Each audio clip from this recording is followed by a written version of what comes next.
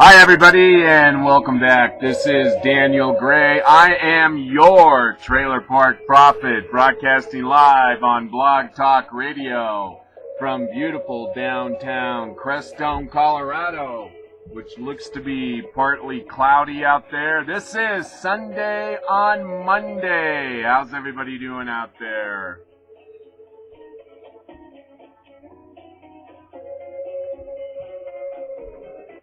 A lot going on in the big old world out there. A lot going on in the Middle East. A lot going on here in the USA. I hope everything's going on in your life. I certainly appreciate you all being here. It means the world to me. I had a particularly good weekend this weekend. Me and my best friend, Bailey Daly Barker II, went camping out in the mountains for the first time. Now, Bailey is almost 2 years old. And she spent most of her life, every waking hour, with me, but we never slept outside. And this weekend we went to this beautiful, beautiful development called Arrowhead in Colorado. And it's a big, huge forested area. And for the first time in Bailey's life, we slept outside under the stars, no tent.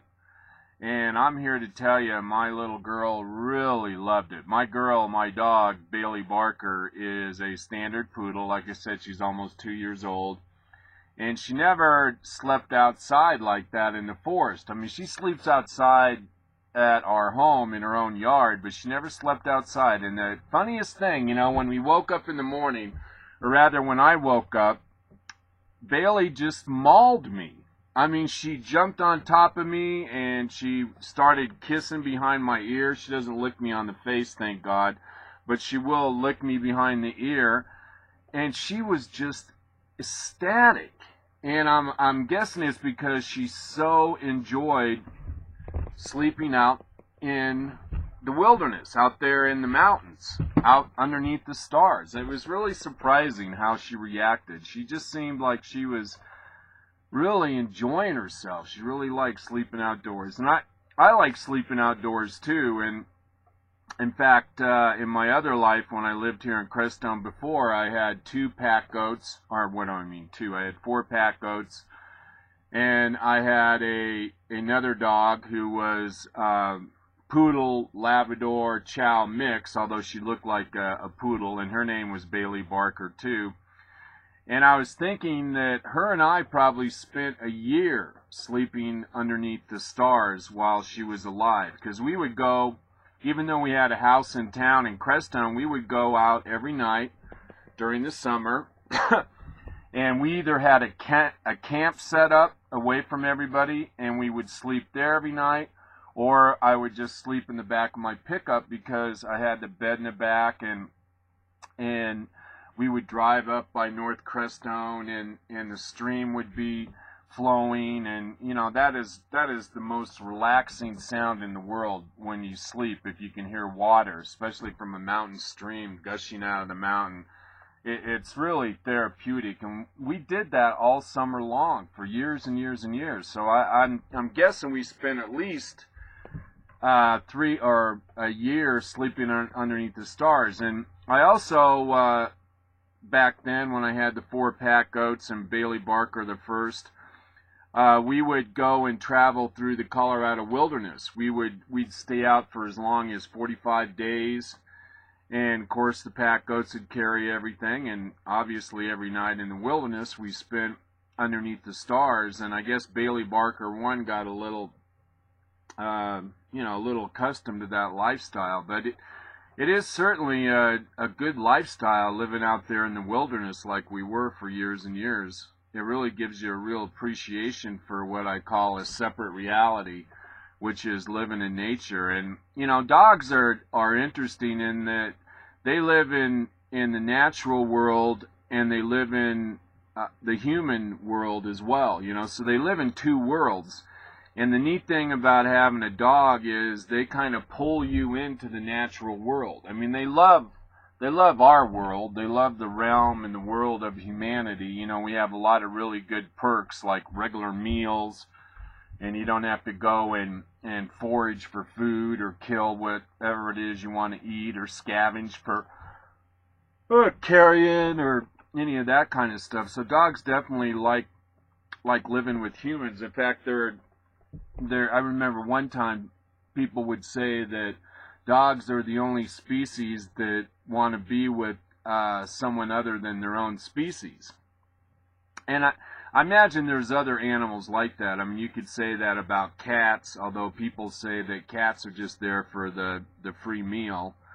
And you might be able to say that about some animals like dolphins. You know, we know now that dolphins are a lot smarter than we ever thought they were in the past, and maybe they would like to be in the company more of humans. Oh, God, excuse me, I'm yawning. So all of a sudden, it's been cool all morning, and now it looks like it's going to get a little warm, and my house is a little warm, and all of a sudden I'm just a bit tired. Excuse me. I mean, I should say I worked hard this weekend. I worked really, really, really hard. I'm a trained master gardener, and my specialty is landscape construction, so I really am a citizen journalist. And I have a contract at this beautiful subdivision in the mountains. It's called Arrowhead, and it's a subdivision unlike any other subdivision. I think I mentioned this on Friday, that they have this big, huge forested area, which is the subdivision, and they cut all these roads winding in around all these mountains. And people buy a lot, and the lot actually is a circle. And so you own a circle, and there's just a whole bunch of circles all through this development, so that what you do by just saying, okay, you have a 5-acre circle, and you can't build a fence, so that everything is open space. And since it's all a forested area, everybody lives in the forest. And it's a beautiful concept. And we were hired, or I was hired, I have been hired for about 8 years now to go there and eradicate their noxious weeds, primarily thistle and stickseed. And they pay me really good to go eradicate their weeds. And so I was really happy to get the gig, because I have been having a difficult time finding work here in Crestone, although I am bidding on a big project, the Moffett School project. So at any rate, you know, here I am, I'm back, I'm a little tired, man, my body, my hips are sore, but at least I'm going to have a real payday for a change, and that's going to really make me feel good, because you know, I've been living on next to nothing. I have some rental property, and that's pretty much what I live on. But it's nice to get out there and earn a little money. Plus, I really kind of need the exercise. You know, here early on in the summer, I had some work doing painting, and I hadn't painted for years, but I really enjoy painting because I have really steady hands. I can cut with either hand, and it was nice because my shoulders are getting kind of stiff, and it was nice to do painting. But I'd rather get back to landscape construction.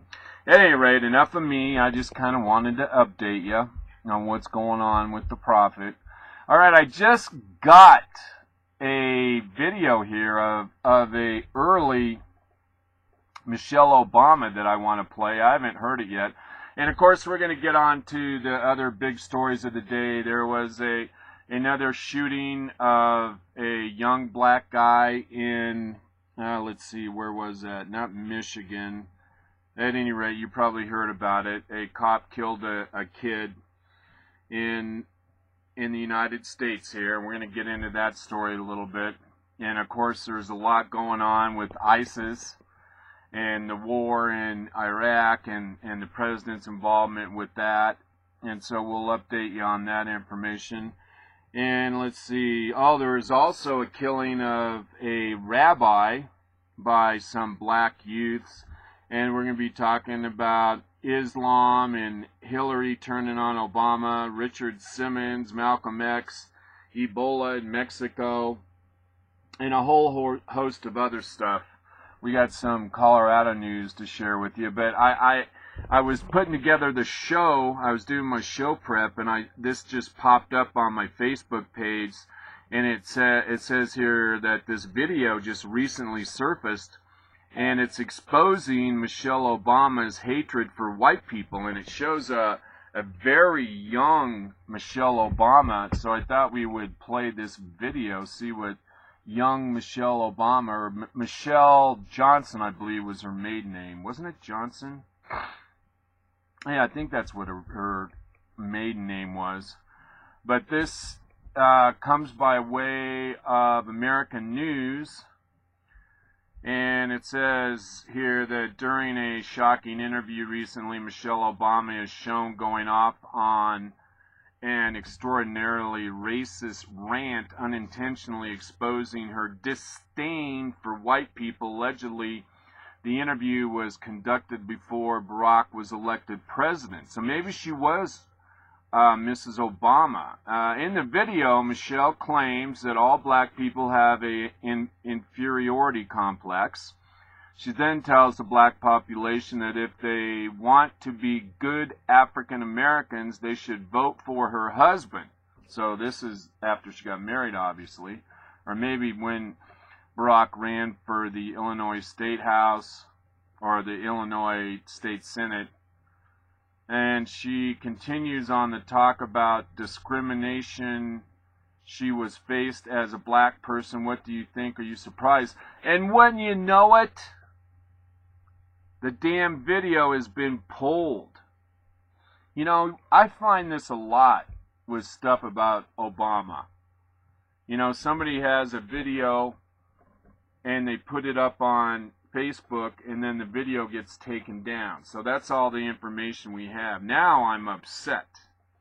Now I want to go to YouTube and see if we can find the video. But you know, this has happened I don't know how many times. And of course, citizen journalists like me get hung out to dry. Oh, you know what? Let's do background music today. Is that okay with everybody now that we're back on Blog Talk Radio and back on, what is that? I forget. What am I on? Oh, my.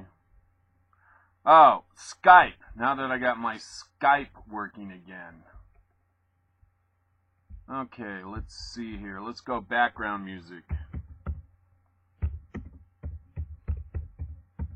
Background music. Maybe we'll get some music sounds, man. Take me back to the forest. Although really right here where I live in Crestone, Colorado, it's definitely a forest where I live. Alright, let's go to YouTube. I want to get some background music. I just kind of decided at the last moment here that background music might be a nice thing. I should have had this ready before. But remember, don't should on yourself and don't should on anybody else. You know what I mean? You know how people say, well, you should do that, or you should do this, or you say to yourself, well, I should have done this, or I should have done that. I just don't think that's helpful. You know, you either do stuff or you don't do it, and if you don't do it, you know, you should probably move on. Now I can't even get the YouTube to set up. Oh, lordy, lordy, lordy, lordy, lordy. Here, let's try one more time. Bear with me. I'm now on Chrome, so I don't have a lot of my stuff that I used to have before. You know, where it's lined up so I can just look at it right away. You know, like if I did back when I was on Foxfire, I could put in background music and voila, there I am. And now I'm doing this Chrome deal, and you know, I hope this works out because. But man, everything's changed. You know, that's what's kind of weird is. You know, Chrome, like the refresh button on Chrome is on the left, whereas on Foxfire it's on the right. You know, everybody has to be a little bit different, even though they have the same service. Here we go, background music. And it's starting to get a little hot. Background music, instrumentals. Yeah, baby, here we go. Live here on the Trailer Park Prophet Show. Alright, and we're going to have a little advertisement that we can skip in 5 seconds. So remember, this is citizen journalism, and you know, we're not as polished. Oh, an air Kurd. What? Huh. Well, we'll just try another one here. Huh. Alright, I might have to blow this whole thing off. Okay, this is rather... Alright, Jesus. Alright, wait. No, now Chrome's not responding. I've overloaded the system. Overload, overload, overload. Alright, this isn't very good radio, is it? The old prophet is having some problems. Now, I'm not... Okay, hang on. Now we're having some issues. Let me take down... I don't know how I got all these pop-ups, or I have all these different pages open, and it doesn't even look like anything that I was actually dealing with. But this is from the cloud. I don't understand the cloud. At least I think that's what that is. So I'll shut down all of these. And then let's go back.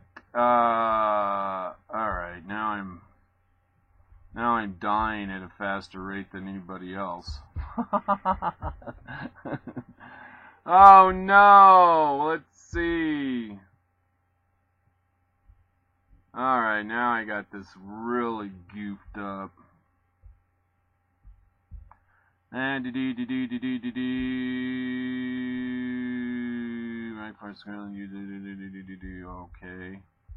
Alright, now I really got stuff screwed up.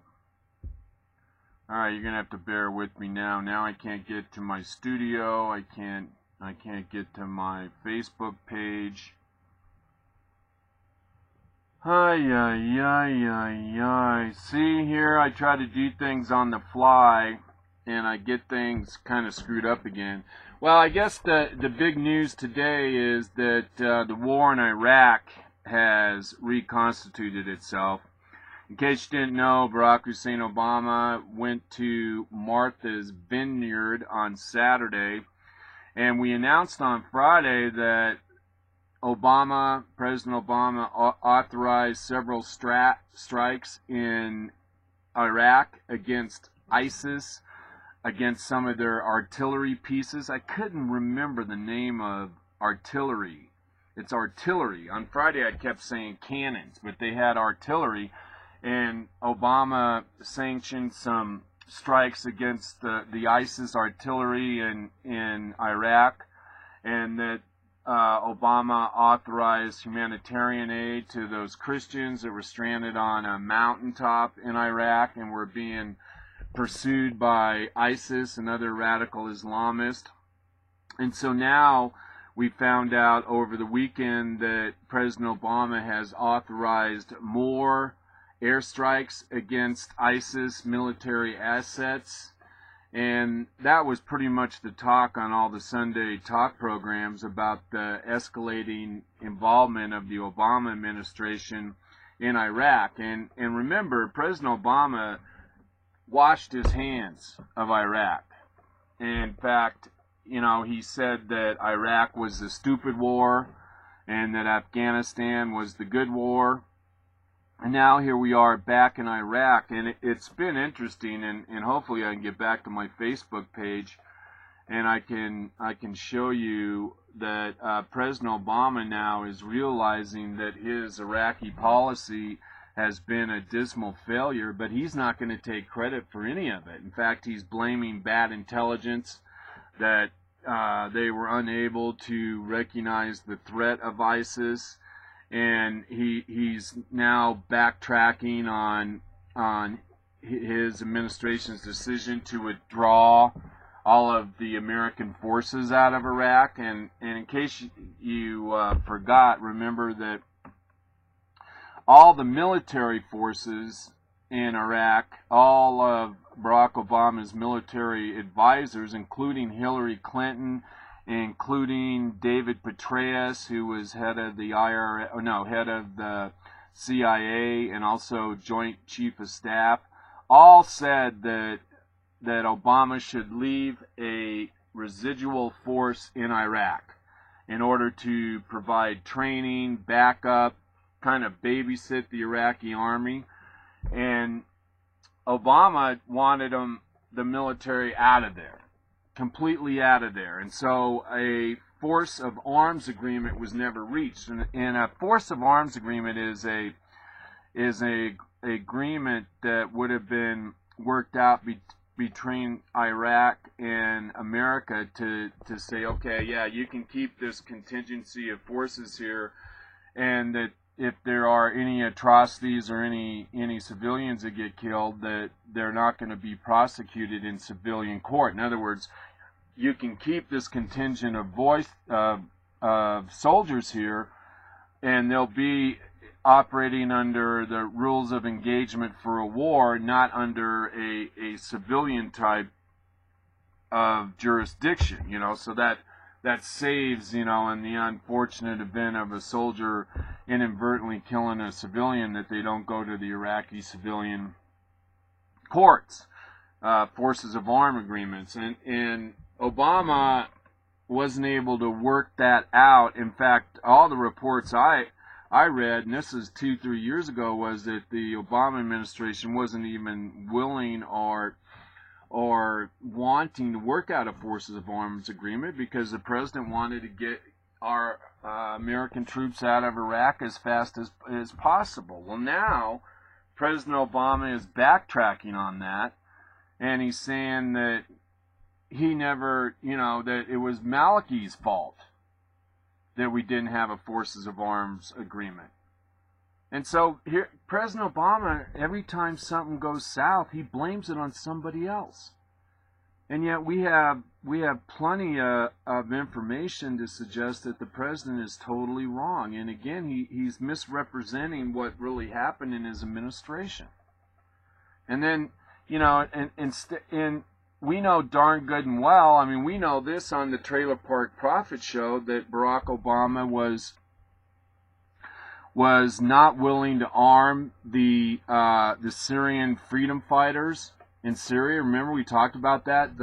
You remember it was a case in Syria where I think it was the same thing like in Tunisia, where a shopkeeper was shot by one of Assad's military, Assad being the president of Syria, and then that kind of escalated into a regional confrontation with the Assad regime, and then it kind of escalated, and it was that point in time when the Syrian freedom fighters were the good guys, and we could have backed the Syrian freedom fighters, but there was that crucial window of opportunity, but Obama, as you well know, famously drug his feet and no decision was made, and so that encouraged radical elements to rush into Syria and fill that void.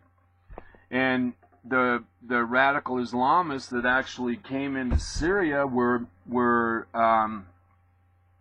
elements of the ISIS that we've been talking about for the last few weeks. And then it wound up that the Obama administration, instead of backing the Syrian freedom fighters, wound up backing ISIS. And we're having more and more reports, I'm reading more and more reports out there that is in fact the case, is that the Obama administration is backing ISIS in Syria, which means de facto we're backing ISIS in Iraq. This is like surreal. President Obama and his administration are just, they're on the wrong side of history, and they're backing the most brutal people on planet Earth. They're backing radical Islamists. And, we talk about what happened in Egypt. The Obama administration backs the Muslim Brotherhood, did back the Muslim Brotherhood. And the Muslim Brotherhood and ISIS are arguably the worst type of people on planet Earth. And yet here we are, the USA, on the wrong side of history, in a very dramatic way. And over the weekend, I don't know how many stories I saw of brutal atrocities committed by ISIS. They're beheading kids. They continue to have all these mass killings and burying people in mass graves. They'll cut people's heads off and put them on poles so everybody can see them. They're hanging people. It's horrible, and I don't know. Do you remember back when we were talking about when Assad in Syria allegedly gassed some of the Syrian people, and then the reports started coming out that it wasn't the Assad regime, and he denied it. But yet we were getting reports on the internet that it wasn't the Assad regime that used the nerve gas. That in fact it was elements of the insurgents coming into Syria, which now we know was ISIS. And remember when we did that story, let's see, 2 months ago about how ISIS actually stumbled on some nerve gas caches in Iraq? Remember, no weapons of mass destruction in Iraq. Well, ISIS found stockpiles of chemical agents. So that would say that the likelihood is there's a very real possibility that ISIS used nerve gas in Syria and to make it look like Assad had gassed its own people. You know, this is a really mixed up situation going on in the Middle East. All right, hang on here a minute. Let me look at this. It's hard to talk and think at the same time here. I got all these technical difficulties. Yeah, I don't want background music no more. We don't want background music. God, I should never went for the background music. I should have had it ready for the beginning of the show. Now I don't know what in the world is going on. Continue recording without audio. I don't know what's going on here. Okay, hang on. Oh my God, now I'm really messed up. But I think we're still recording. I think we're still on Blog Talk. Now I don't even see. I'm not even sure we're on Google Chrome. I got like all kinds of problems. And so, while the other big noise out there is that Hillary Clinton now is really turning on Barack Hussein Obama. She's contending that she gave very steadfast advice to Obama that we should have been backing the Syrian liberation, the Syrian freedom fighters, that we should have backed those people, and Barack Obama didn't do that. And now she's starting to say in an article in the Washington Post that President Obama has a failed Middle East policy. And he said, Hillary Clinton said of Barack Obama's policy that not doing stupid stuff is not a foreign policy. And so this is interesting, man. Oh man, what is this? Wait.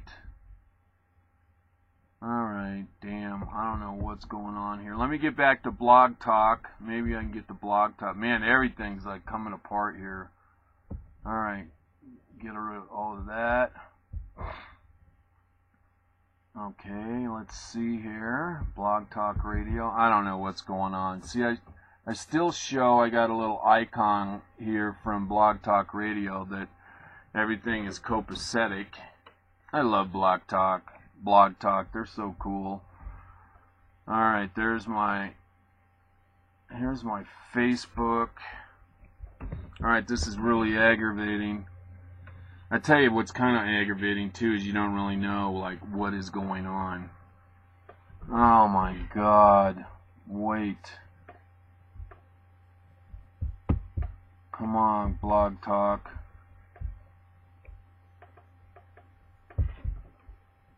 Alright, let me kill this. Let's go to Blog Talk. Go to Facebook. Man, everything's like melting down on me all of a sudden. And let's see what else is going on here. Oh, yeah, this is really big news. The Obama administration this weekend, before he took off to go to Martha's Vineyard. By the way, President Obama, did I mention this on Saturday? Took off for Martha's Vineyard for a 2-week vacation, and even people in the lamestream media are starting to suggest that having the president in the whitest place in America, Martha's Vineyard, vacationing during the turmoil in Iraq and other places across the world is kind of a bad visual. But, you know, the White House, of course, moves with the president. You know, I don't want to jump on him for having a vacation. I think that would be kind of small potatoes. I mean, the president has a life. He has a family. He has a right to vacation if he can afford it. And, of course, he can afford it since we're paying for it. But it is kind of ironic that he keeps going to Martha's Vineyard, you know, rather than go to some place where there might be some black faces. And if we get time, Mark Levin had an interesting article that President Obama is vacationing in the whitest place in America. That's just kind of funny. But it is kind of true, you know. And maybe it's kind of racist, I don't know. But it's racist in a reverse way. I mean, shouldn't the president hang out with white people? You know, I guess that would be the comeback. Okay, everything is going haywire right now. I don't know what in the world's going on. So you're going to have to bear with me. I'm going to shut down some pages on another... on Internet Explorer. Okay, so now I'm by. Let me see if I can get to Blog Talk. Oh boy. Alright, now we're on Blog Talk. Maybe. Oh my god, what in the world is going on here?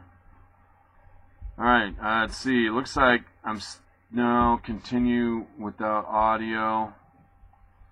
Okay, it looks like I'm recording for YouTube. I got that going for me. At least I can get to that. But why can't I get to Blog Talk? Maybe if I come at it from another way. Hang on, I'm going to put in here. Oh boy. I'll tell you what, man. Technical difficulties are a bummer. They're a bummer.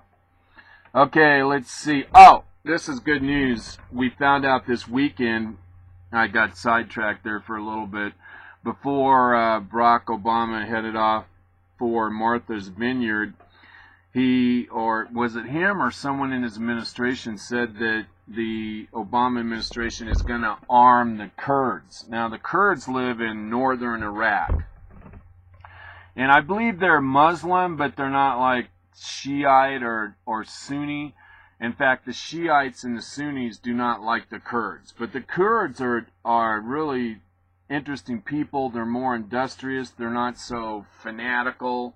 They have a society where women actually have rights. And they're a little more Western. And they're now going to be armed by the Obama administration. And the Kurds are known as fighters. And so that's good news. Now they'll be able to defend themselves, but they won't be able to go beyond the confines of their own region, because the Kurds are not, like I said, not liked in other parts of Syria and or Iraq. And there's been a long-standing hatred between the Kurds and the Sunnis and the Shiites. So at least now the Kurds are going to be supplied with humanitarian aid and arms. And we don't know what kind of armament they're going to actually receive. Is it going to be small arms fire? Is it going to be actually some artillery? Or are we going to give them some air support? So we don't really know what's going to happen there with the Kurds. But at least it's a good sign that the Obama administration is starting to realize that the Middle East is spinning out of control, and that it's about time we help some of the good people instead of helping out ISIS. And okay, I don't know what's going on here now. I could be just running my mouth for nothing. Now let me see if this, I'm not going to really worry as long as I have a recording. I have a sound recorder, so if I keep going with the program, at least I'm going to have that going for me, and if I'm not on Blog Talk, I can come back and download the program later on. I don't really know what's going on. I'm going to try to do a Control 5, one more, Control 5, and see if maybe that does something, brings back my screen. My whole screen is down. I got a blank white screen. I do have my Blog Talk host citing that says I've been on the air for 42 minutes, so at least I have that going for me. And then I have an icon, or I have a tab up here for the Blog Talk Radio, but you know, I can't get it. Wait, the following pages have become unresponsive. You can wait for them to become responsive or kill them. I don't think I want to kill them. Oh lordy, I'm telling you, sometimes. Oh, here we go. Maybe let me see if I can get back on Facebook. If I can get back on Facebook, at least I can access some of my information so I know what to do the show on, so at least I can go to my backup recording, have that going for me. So otherwise I'm going to have to go off of my notes, which is why I keep notes, just for that very purpose. And as far as I know, all of my recording devices are working. What to do?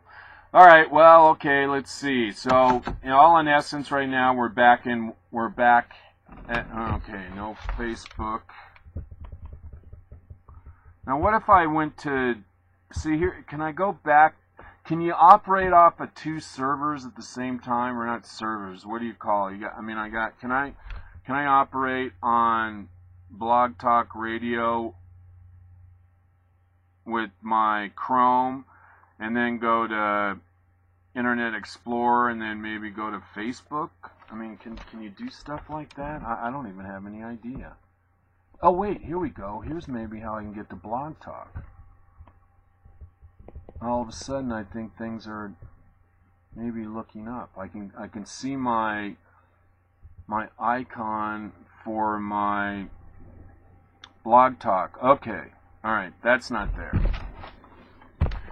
All right, so back again. So we're back at war in Iraq. It looks like, although the president on Saturday had a speech, and if my computer is working, we could actually play President Obama's speech. You know, he does that weekly address on Saturday. And again, he looks stoned. President Obama, I swear to God, he always looks high as a rat on Saturday when he does his public address. He always does, what used to be called a radio address. Close current tab. No.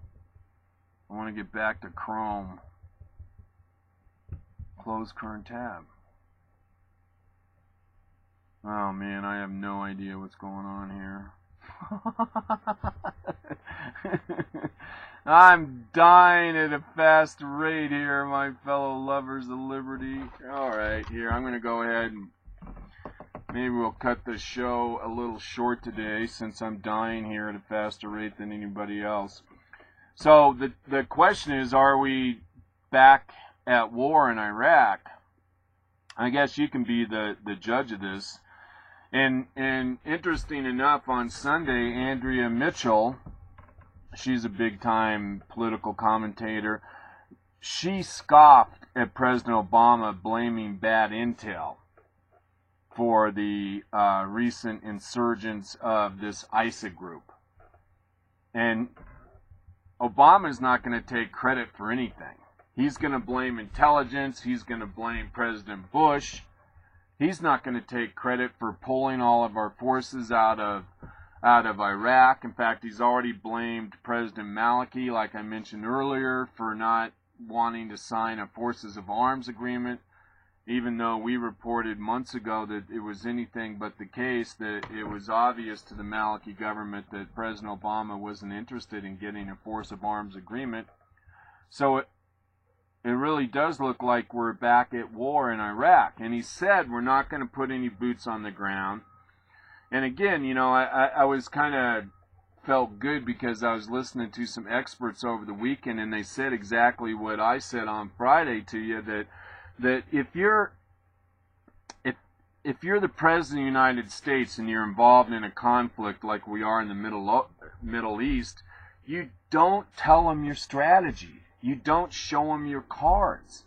But that's exactly what President Obama did. And some of the talking heads over the weekend, Andrea Mitchell's another example, are just saying that, you know, it's a really bad strategy. It looks really weak.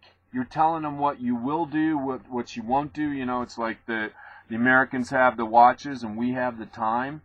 And so there, you know, kind of gives me a little impetus that, yeah, at least my mind is clear enough to see some of the more obvious things. I mean, in my mind, it seems clearly obvious that you don't tell your adversary what is on the table and what isn't on the table. And yet this president does that all the time. And I was looking for this video, and I remember this clearly. Back in 2011, President Obama and Joe Biden, our vice president, were both saying that Iraq was a success, that they were pulling out their troops, the American troops, out of Iraq, and that they were leaving Iraq. Of course, you know, the Obama administration would have been in control of the Iraqi situation for 2 years at that time. And I remember this myself. I mean, they were both out there saying, look, Iraq is a success, they're okay, we're out of there, everything is good, the Maliki government's a good government. And by the way, I think I saw this breaking before we went on the air, that Maliki, the president of Iraq, has stepped down and there is a replacement. And that's the other thing, too. I mean, President Obama just blamed Maliki for everything, not getting along with the Shiites, and that most of the problems that were happening today in Iraq were a result of Maliki. And again, you know, it's just the president. He blames everybody but himself. You know, he acts as though he is a bystander, or that he hovers above planet Earth and the you know, the public square, and just sort of analyzes what happens below him, and that he has, you know, he really has no responsibility for anything. He doesn't have any responsibility for the economy. He doesn't have any responsibility for things that happen domestically or on the foreign front. And again, you know, this is interesting, you know, with Hillary turning on Obama. Because you got the Hillary camp and you have the Obama camp. And it looks like the strategy for Hillary is that she is going to turn on Obama. And I imagine her internal polling and her advisors saying, look, Obama is dropping in the polls. He's going to continue to drop in the polls. The economy is going to get worse. The situation in the Middle East is going to get worse. The situation is going to get worse in the Balkans. You know, in Crimea, that, you know, with the Russia invading Crimea, and that things are going to continue to head south for President Obama. So if she's posturing herself for the 2016 presidential election, their calculus is that being on the other side of Obama policy would be an advantage in the 2016 election. That's the takeaway from all that. And it's just going to be interesting, because we talked about the various books that have been written post Hillary Clinton being the Secretary of State for Obama, and all indications are that things don't look good between the Clinton and Obama camp. So this is just going to become richer and richer. I mean, this controversy between, or rivalry, or whatever you want to call it, between the Clinton camp and the Obama camp is only going to intensify. And when you got people like Obama, who has a very thin mulatto skin, at some point in time he is going to crack. And he's going to unleash.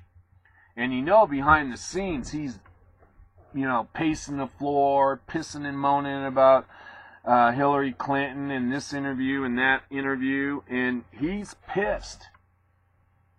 And his sycophant staff and sycophant advisors, they're pissed too. Because they're cut from the same cloth as Obama. And they're going to start lashing out against the Clinton camp. And so this is going to get to be some real high political drama. I mean, we're going to see some major meltdowns. We're going to see some finger pointing. We're going to see some political theater that you don't often see in American politics. Because, you know, Clinton, Obama, progressive socialist status, I mean, I think they're basically at the root. They're mean-spirited. They think they're smarter than anyone else, and they think the means justify the ends. So they'll do anything, say anything. They'll side with the enemy of their enemy. They'll do whatever it takes to get elected. They'll say whatever it takes to get elected, because they know all you need to get is 50% plus one, and you're elected. So I got a feeling, man, we're going to see some interesting times in the future. All right, I mentioned there was rioting in Missouri. I believe it was on Saturday night. A police officer shot and killed a young black youth, and I'm trying to think of his name right now. I mean, of course, you know, I don't have my stories in front of me, but this individual, he's 18 years old, just graduated from high school.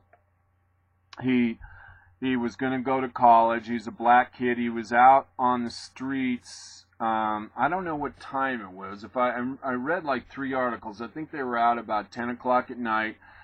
These 2 kids, I'm assuming both these kids were black, were walking down the street, and this police officer pulled over and started talking to him. And this one kid that got killed, he actually allegedly went after the cop. The cop opened up the car door after he confronted these kids, and the kid somehow ended up in the squad car.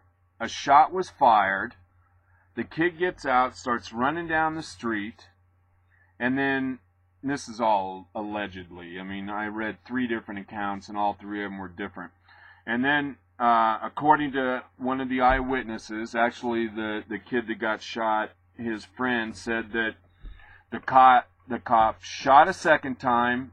The kid turned around, threw up his hands to show that he didn't have a gun, and he got down on his knees, and then the cop fired 2 more times. That's what the kid said on the street, the kid's friend. Now, we don't know, and I was trying to find out before the show, whether or not this cop was a white cop. We don't know that yet. We don't know the cop's name. We don't know his race. We don't know anything like that. But there was a demonstration yesterday. There was rioting, looting. There was one building burned down. I saw one report where a couple cop cars were burned.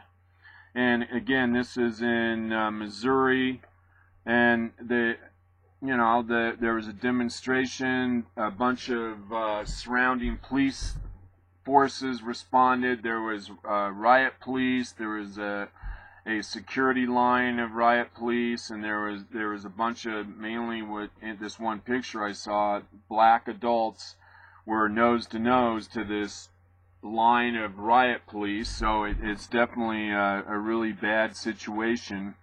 And then with the rioting and the burning down of this convenience store and all that, I mean, things are really tense. And again, we don't know what color the police officer is. Hopefully the police officer was black or Mexican. I hate to be like that, but, you know, if it was a white cop, then you know that everyone in the world is going to know this kid's name. Michael Brown. The kid's name is Michael Brown. And let's see, I wonder if I can type Michael Brown in. Let me see if anything at all is working here. I'm going to try to get back on Facebook. It's a little easier if I have the whole story in front of me. But no, it looks like everything is like completely goofed up here. No, it's not there. God, what in the world is going on? Well, sometimes in life you gotta fake it till you make it. Well, one thing I could check, make sure my microphones are working. But here, you know, I don't want to close. Do you want to close all tabs? No, I don't want to close any tabs. I want waiting for Google, waiting for, I don't know what's going on. This is really, alright, well, there's that. Alright, well, I'm going to continue on.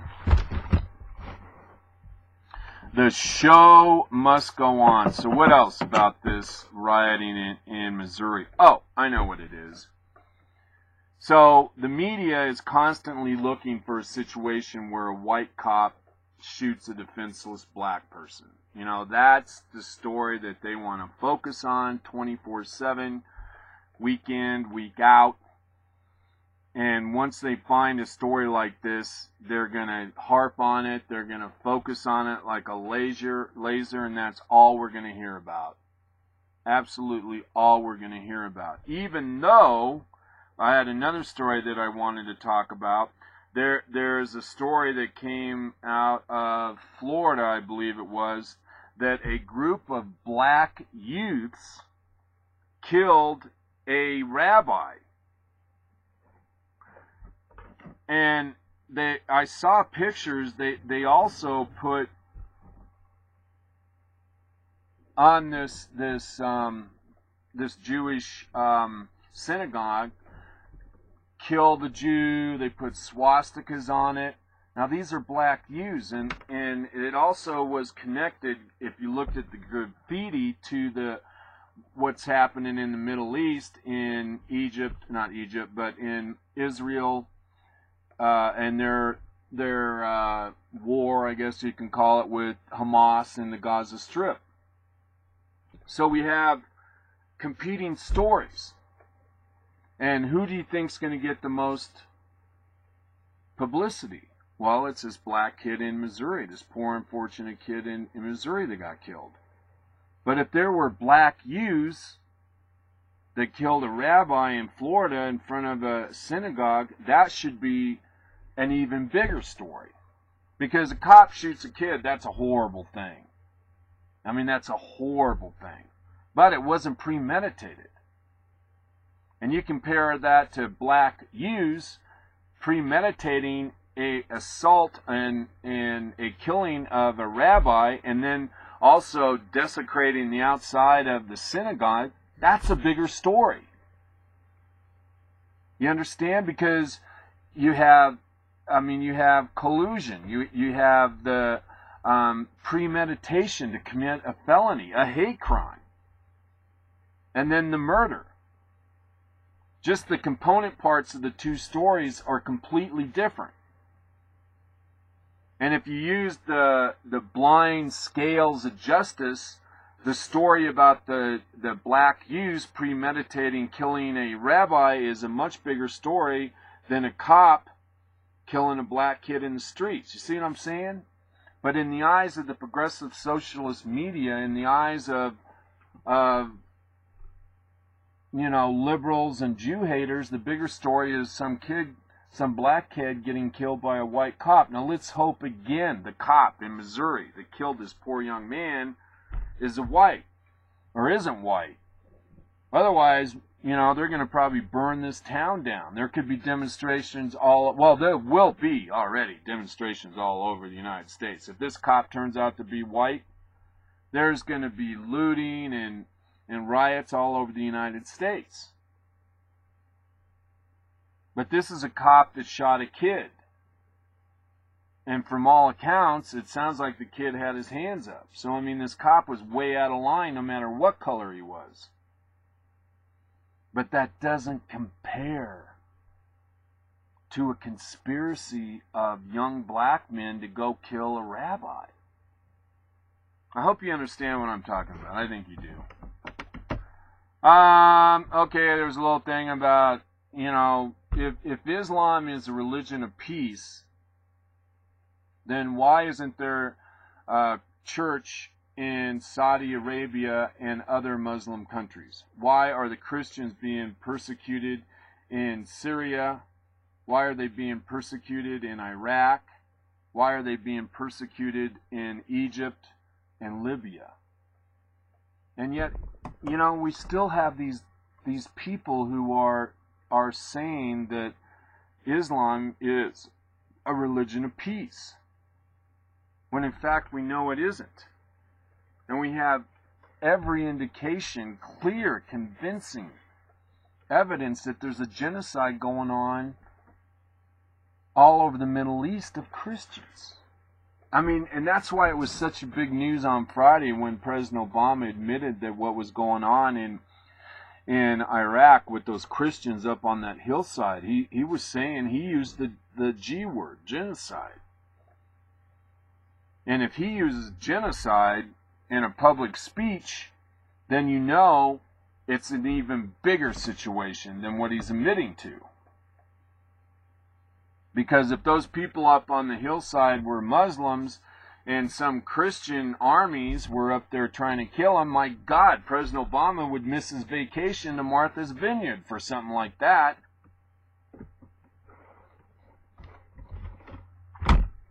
But that's not the case.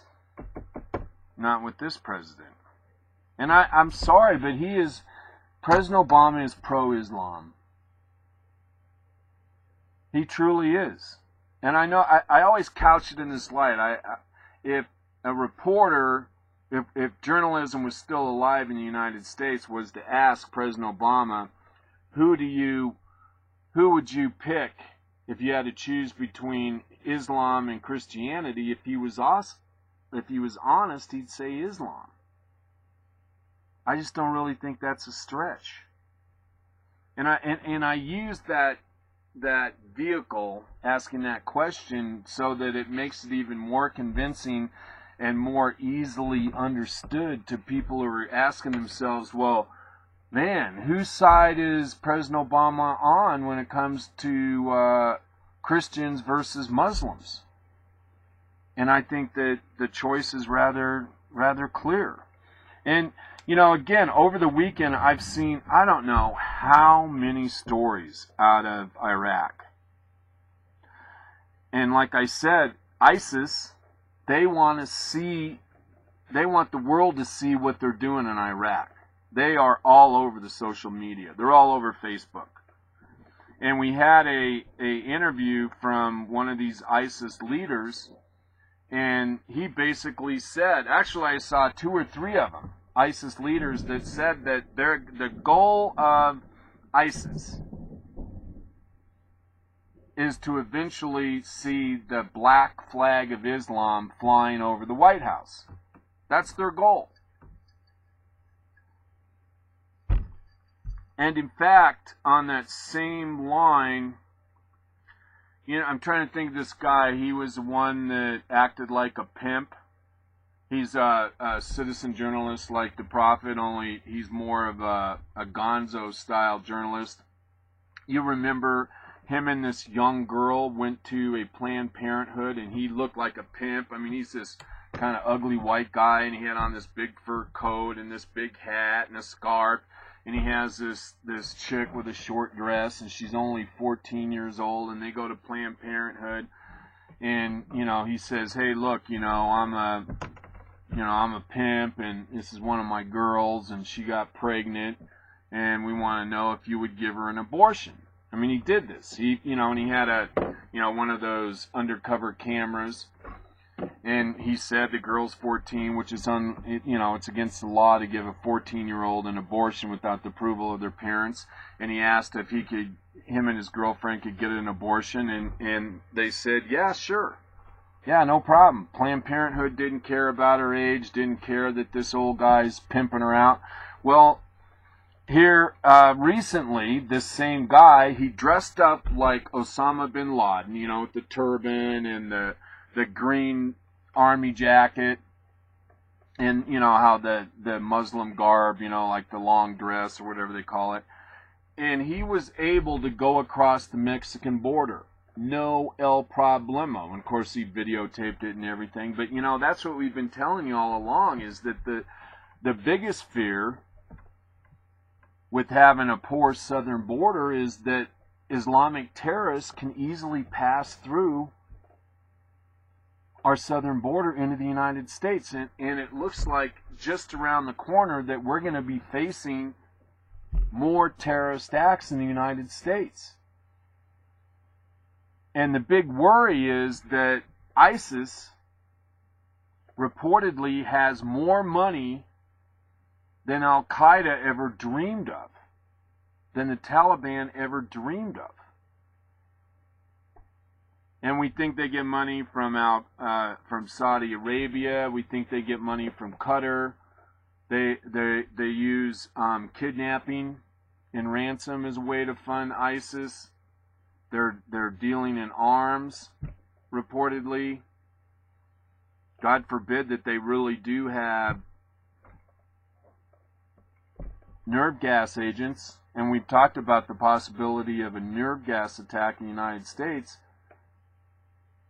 But if some guy can just cruise across the border, then we could almost imagine that there could be a nuclear bomb, a dirty bomb in the U.S. already, and they're just waiting for the right time to explode those bombs. And I have a really sick feeling that there could be a bomb exploded in the United States on the anniversary of 9/11. Because if they, I guess you got to look at it like this. Okay, now, is our southern border porous? Yes. Could you smuggle bombs or nerve gas into the U.S.? Yes. I mean, they're able to smuggle people, sex slaves, pot, cocaine, meth. So it isn't a big stretch to imagine that terrorists are smuggling arms or weapons of mass destruction into the U.S. Okay, so let's assume for the moment that they did. Well, we would have proof if they set that stuff off. And so far, that doesn't happen. So if we admit that they have the ability to get that stuff across the border, that stuff is inside the United States, then what are they waiting for? And I suggest to you they're waiting for September 11th. Let's see.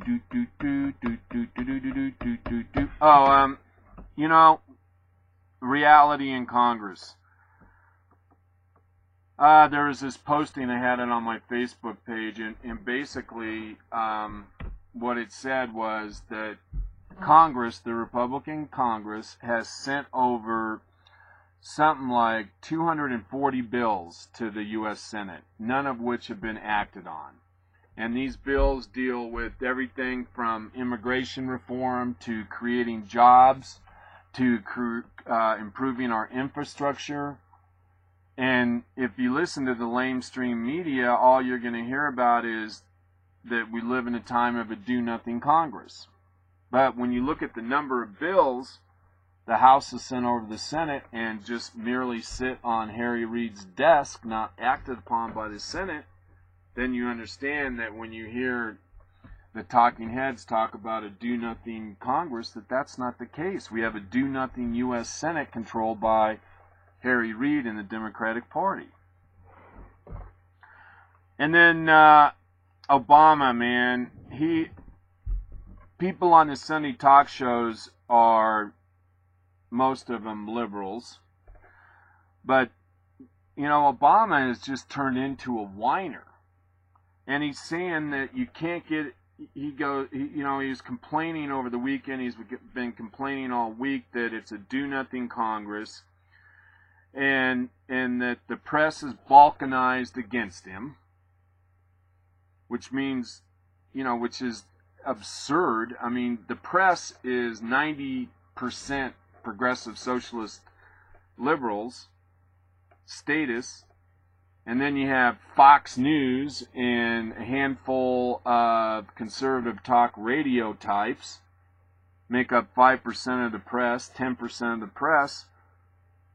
But yet he's whining. He's complaining.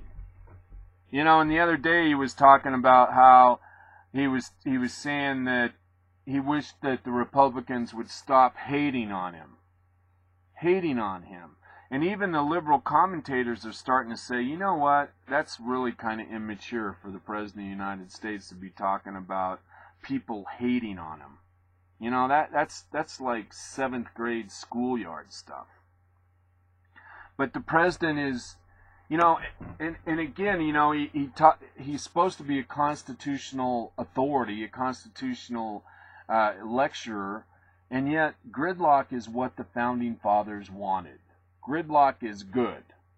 No man or woman's life, liberty, or property are safe when Congress is in session. The Founding Fathers wanted to make sure that there were a lot of stumbling blocks to getting a piece of legislation passed.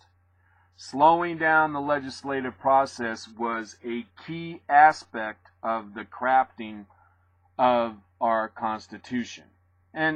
And President Obama knows that, but he's talking, when he's whining, he's talking to the low information voters. He's talking to the Barack board, that 50 million plus people that vote Democratic. That's who he's talking to. Booker T. Washington, God, I had a quote from him. We'll do that on the Wednesday show. Excellent. Booker T. Washington was talking about, if you don't know who Booker T. Washington is, you should know. He's a black leader, black thinker, writer, political scientist, and I believe he was alive in the 19th century. Maybe he might have been late 19th century into the 21st century, but he knew back then that there would be an element in the black community that would want to substantiate and develop the black victim status. That there would be a contingency in the white community that would also promote black victimhood. And that it would be that effort that would do more harm to the black race than any other politician or any other media or any other thing that could be organized against the black people. That it would be this notion that blacks are second-class citizens, that they're minorities, that they need help, that they can't pull their own weight, they're substandard, they're subpar, they're in a victim class, that would do more to hurt the black race than anything else on planet Earth. They understood that. Booker T. Washington understood that. And you look at it now, what do we have? We got Jesse Jackson, we got Al Sharpton, we got MSNBC, we have all the liberal media. And all they do is play the race card. And it's the race industry. It's a prejudiced industry. And it's not helping black people. Like with this deal in Missouri. Now, it's a tragedy when any young man dies. And it's, an even bigger tragedy if they were wrongfully killed by a police officer. That's not what police officers are supposed to do. But then again, how did the black community react? Well, certain elements of the black community. They started rioting. They started looting. They were taking shots at police helicopters. And that's a devolution that Booker T. Washington would agree to is damaging the American people. It's damaging the blacks. But I will say, I was reading this one article, and that was the one article I really wanted to focus on with this killing in Missouri. And that was, there was at least 8 black people in that community in Missouri. And they were upset by the reaction of some of the radical blacks, the riotous blacks. They were saying, no, wait a minute. We don't know the whole story. We want to wait to see what really happened. And if it was a black that was shot by a white cop, well then we want to be peaceful about it. We want to be reasonable. These people out here rioting and looting, they don't represent me. I know a right from a wrong from a right. And these were black people saying this. They don't, you know, and there's this tendency within the progressive socialist statist movement to push everybody in categories. Whereas blacks are this monolithic intellectual group, or Mexicans are this monolithic group, ideological monolithic group. The gays are this monolithic ideological group. And we, you know, that's one of the goals here at the Trailer Park Prophet Show, is we've tried our best to convince you that that's not the case. And it was really heartening to listen to these black leaders in this community say, look, you know, let's wait till we get all the facts out. And that's part of the devolution of the black race, is that a lot of these blacks, I mean, who do they look to for guidance, respect, role models? I mean, they're looking at Ice-T and you know, all of these rappers, I can't think of their names, like Flavor Flav, or they're listening to Jay-Z, and you know, these people, those blacks, I mean, they're punks. They're misogynistic. They're violent. Like, you know, Jay-Z doesn't like America because it's racist. Well, then move. But for a lot of white people and for a lot of blacks, it's that element, that rap element, that they use as their leaders, as their spokespeople. And there was this picture on my Facebook page, and it showed a group photo of about 15 black doctors, medical doctors. All of them in suits and smiling and looking good. And the caption was, what if black youth looked at this group of blacks as the role model and not all these gang-banging rap artists as their role model for black youths? You know, and it's as simple as that. And let's see. Oh, damn! I wish I had this whole story. I can't remember the guy's name. The Prime Minister of Australia, or is it the President? It's the Prime Minister in Australia, I think. But he came out and said yesterday that we are going to be in a 100-year war with Islam. And remember, we were talking about Islam recently. They passed national laws against Sharia law. Well, the President of Australia came out this weekend and said that we are in a 100-year war with Islam. And that was the same thing that George Washington said when he sent the Marines on their first foreign mission against the radical Islam back in the 1800s, who were attacking our trading vessels. Remember, we're talking about that? George Washington sent the Marines on their first foreign mission to go and put down the Islamic sailors that were interfering with trade in the Mediterranean. And President George Washington said that we're going to be in a 200-year war with Islam. I mean, how's that for foresight? And yet we have all these people. I mean, I have a lot of them here in Crestone, and they hate the Jews. They really do. They think Palestine has always been there in the Middle East, and that Israel is like the new people on the block. And I saw this other thing on my Facebook page, you know, that Christianity's been around for over 2,000 years, and Judaism has been around longer than Christianity. And Islam was started in the 6th century AD. But yet, you try and convince somebody of that. I mean, they have cognitive dissonance. I mean, they have this idea and notion to hate the Jews, and it turns their brains to concrete, and they can't think of anything else but that. That's it. They've made up their mind. They're against the Jew. They support Palestine, and they're not going to be confused by the truth or history. It's like a mental disease. And it's really overwhelming. I mean, they're completely enveloped with that kind of thinking. That's cognitive dissonance.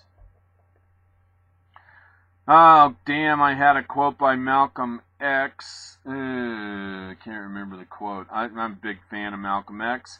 Oh, there was a funny thing on my Facebook page. Remember Richard Simmons? He's the guy that...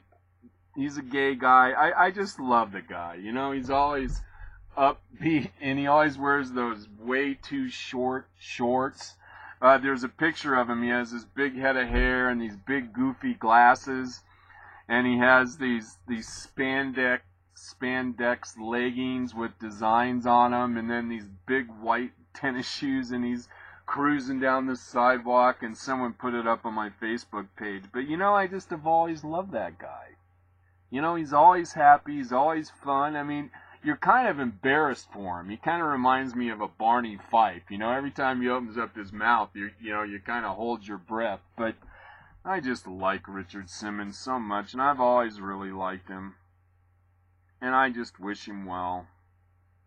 Oh, let's see, where did this story come from? I'm just going off my notes here. We're going to get out of here pretty soon because I don't really have a clue what's going on here.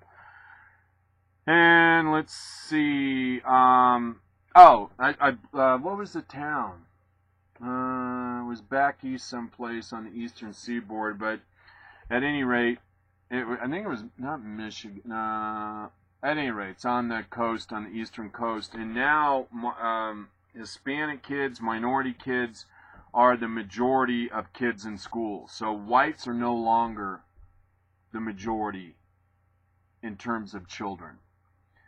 And a lot of that is due because the whites aren't reproducing. The replacement rate with white folks is declining.